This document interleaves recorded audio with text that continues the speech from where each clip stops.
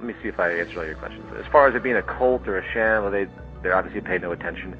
Cults don't have large bodies of work. Cults exist as small versions of religion that get together and have lip service to something and don't do anything. Obviously, we're in an educational period, but we have a goal that we want to move toward. It can't be a cult. If anyone says it's a cult, say cults don't have goals. They really don't.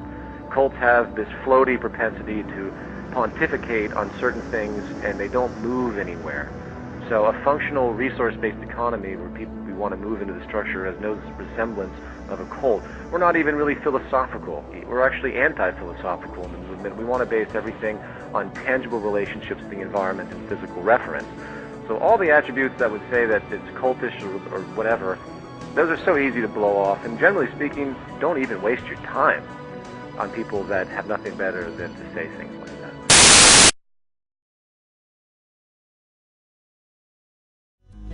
I could understand how you'd be curious. I mean, you walk in and you go, what is it?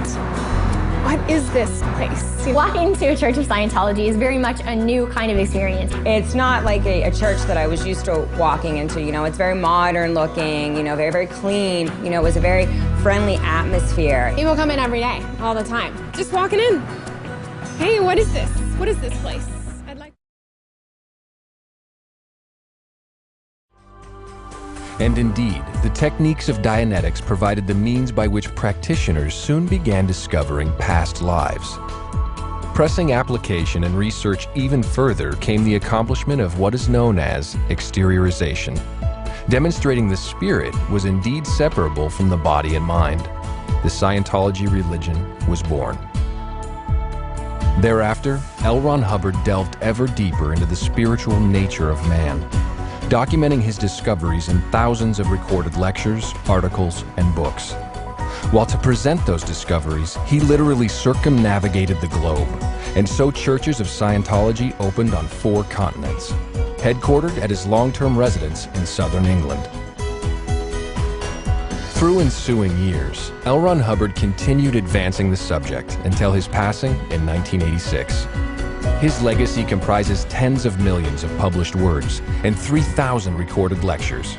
While with over 250 million copies of his books and lectures in circulation, he has inspired a movement spanning all continents and all cultures.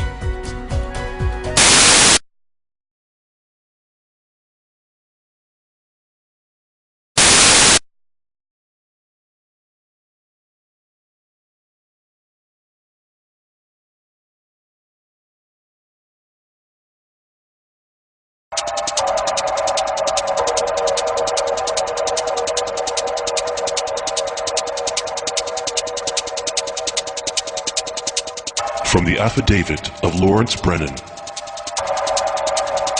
I have written hundreds of orders, issues, programs, and other writings to forward the religious cloaking of Scientology, all under either Hubbard or Miscavige's orders, or in an attempt to make doable what Hubbard wrote in his policies.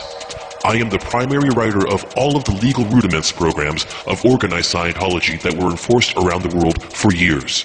I am the only person who has worked at the highest levels of organized Scientology, dealing with such matters both during the reign of the Guardian's Office and afterwards, when the Office of Special Affairs was formed.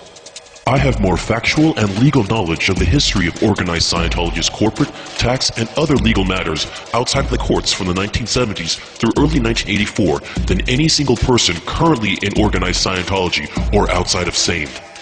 I believe that I have more knowledge of actions taken by organized Scientology to develop a religious cloaking and why it was done than anyone else currently in organized Scientology. Additionally, I have intimate and detailed knowledge of the creation of much of the current corporate and other legal structure of organized Scientology, as well as what David Miscavige and L. Ron Hubbard had to do with it.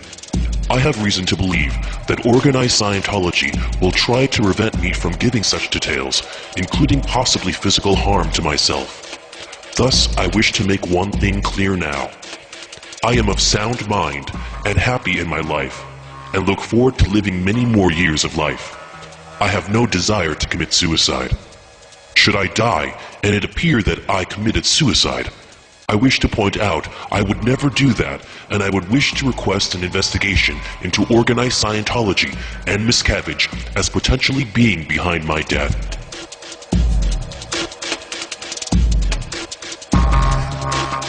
The Cloak of Religion. Religious cloaking was intentionally used to help organized Scientology make money and to avoid compliance with the myriad of laws that would otherwise apply if it was not so considered. It was determined that the only way to handle many of the legal matters in front of us and still apply Hubbard's policies that had to do with staff, ethics, sales of services, money, delivery of services, and the like, was to develop and use a religious cloaking, saying Scientology was a religion, its services religious, its staff members of religious orders, and the like. In developing the religious cloaking for organized Scientology, the following were considered a few of the benefits so that Hubbard policies could be applied. Minimum wages would not have to be paid. Standard employee rights, such as those found in laws like the Fair Labor Standards Act, could be discarded, and thus Hubbard policies, including such things as ethics conditions, the Rehabilitation Project Force, and the like, could be applied without outside interference. The treatment of public Scientologists and the use of their funds would be considered outside the purview of governmental bodies. Couching the demand for and flow of monies within organized Scientology using, quote, religious terms, such as by saying that clear-cut mandatory payments for services were fixed donations and were mandated by the scripture of exchange, was hoped to cut off attempts by governments and others to look into them further. What was considered one of the most important reasons for the religious cloaking was so that the services of Dianetics and Scientology could be delivered without it being considered the practice of psychology and or medicine. It was feared that unless there was a religious cloaking developed and used throughout organized Scientology, that its practices would be outlawed in many parts of the world. The use of scholars to say Scientology was a religion or organized Scientology was a religious organization was carefully planned and executed to forward the cover of religious cloaking.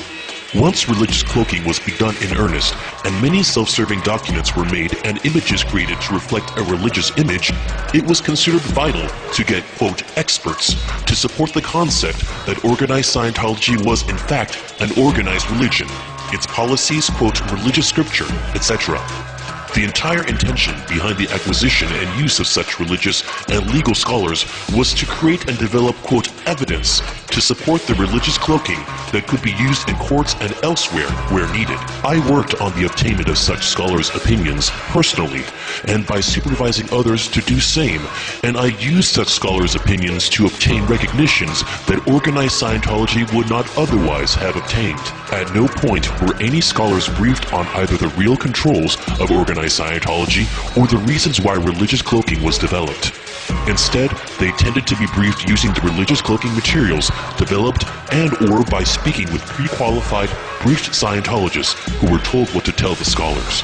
Two of the things that organized Scientology felt were of the most importance in order to avoid compliance with many laws that were contrary to Hubbard policy were the religious cloaking and the corporate restructuring to make it very difficult, if not impossible, for outsiders to ever get to the main assets of organized Scientology, and to ensure that the real leaders of organized Scientology could be insulated from legal liability by hiding their real controls behind a myriad of corporate and other legal veils. It was considered both a defensive and offensive strategy to have such cloaking, religious and corporate, in place. Defensively, it makes it very difficult for individuals or even governments to force legal compliance of the many types of laws as covered above. It also makes it almost impossible to hold those that really control organized Scientology responsible legally, or to get to the financial assets of organized Scientology spread out around the world. Offensively, it gives organized Scientology a safe base from which to attack critics and or anyone it feels is its enemy. Hiding behind religious cloaking and corporate veils, it can act as a victim when people point out its crimes and injustices, calling them, quote, religious bigots, and even scaring governments, many of whom are not supposed to get involved with religious matters. By calling policies by Hubbard or Miscavige that are otherwise abusive or contrary to law religious scripture, it was hoped to avoid legal scrutiny of same. Much has been done under Miscavige to hide the truth, including the vetting or destruction of files that showed Hubbard and he was in control. This was similar to the mass vetting and removal of files throughout the Guardian's office after the FBI raids in the late 1970s to hide the fact that Hubbard was really running the Guardian's office. Miscavige constantly ordered cover-ups of the truth, even extending to the killing of a biography on L. Ron Hubbard written by Omar Garrison, which Miscavige wanted destroyed as it contained embarrassing truths about Hubbard. Countless abuses have been carried out by Miscavige and the people he controls in the Office of Special Affairs after he was able to hide behind those corporate veils and religious cloaking. This includes the examples of Miscavige spitting on and beating top organized Scientology executives in late '82.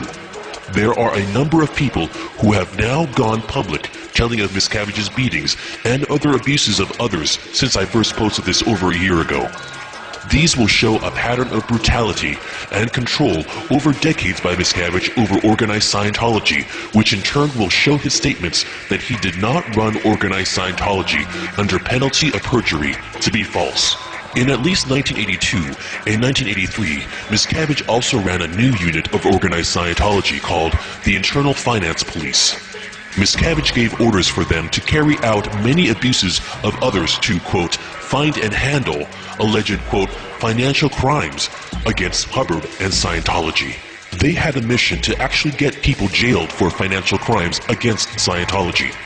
It did not even matter if the person was innocent. They just wanted examples. And a financial crime was anything at all that Hubbard, Miscavige considered took money away from organizations of Scientology, and thus to Hubbard management as well. Their methods of threats, physical abuse, screaming, quote, gang-bang sect checks, and the like were used against anyone and everyone who Miscavige considered were financially, quote, ripping off Scientology organizations or Hubbard. The true danger lurking behind those corporate veils and hidden behind religious cloaking is organized Scientology's intention to control the legal systems and educational systems of the world, to rid the world of its enemies, and to apply its brutal ethics policies to everyone. That is what is in store for the world should the policies of organized Scientology be applied throughout the world. It has long been the intention of organized Scientology to do the above as it uses its front groups like Narconon, Applied Scholastics, the Way to Happiness Foundation, etc. to get inroads into society for organized Scientology.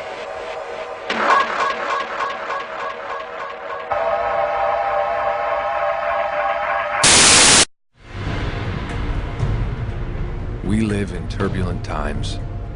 Each day witnesses a seemingly endless succession of human suffering, from natural disasters to those brought about by man. But what about the everyday catastrophes that don't make the headlines? Families caught in the turmoil of divorce, or students facing failure in school, people struggling with problems on the job, or loved ones coping with the hopelessness of addiction. Whatever the disaster, large or small, there are those who are there to help. Those who have the courage, commitment, and knowledge to go out and do something about it. Such a group is the Scientology Volunteer Ministers. The Volunteer Ministers are a global force of volunteers, tens of thousands strong.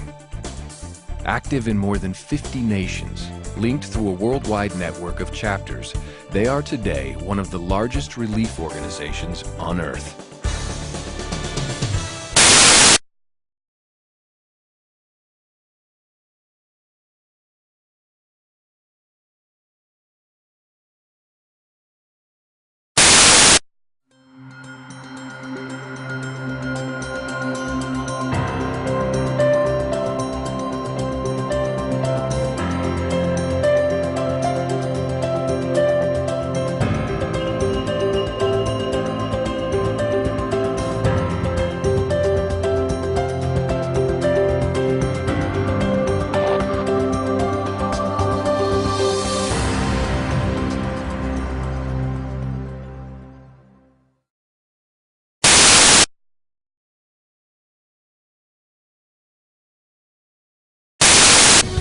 In Australia, CCHR exposed a deadly psychiatric practice called deep sleep therapy, wherein patients were placed in a drugged coma and electroshocked. Not only was it done without their consent, 48 patients died during the treatment. CCHR fought on behalf of victims until the hospital was shut down and many were compensated and deep sleep banned.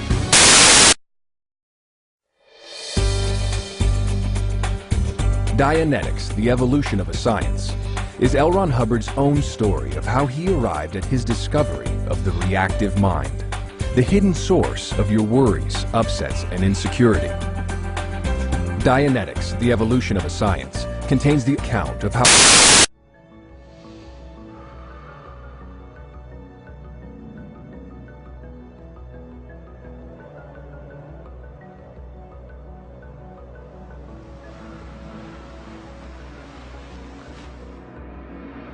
So all the attributes that would say that it's cultish or whatever, those are so easy to blow off. And generally speaking, don't even waste your time on people that have nothing better than to say things like that. Seriously, I get a lot of people that they find one website and they get obsessed about it because it's just a website, and they feed into it. Don't feed into any of the groups out there that are against what we're doing, that have websites. Just don't feed into it. If someone comes to the forum post and posts these things, ignore it, and we'll just get rid of it. If you see a website and it's against everything, don't post contrary things. Just ignore it, because the more you feed into it, the more you antagonize, the more you try to reason, the more interest is generated, the more people get on their high horse, and the more dogmatic, believe me, the more dogmatic things become. You're not going to turn people around that have such a blind disposition at this point. They do it for many other personal reasons.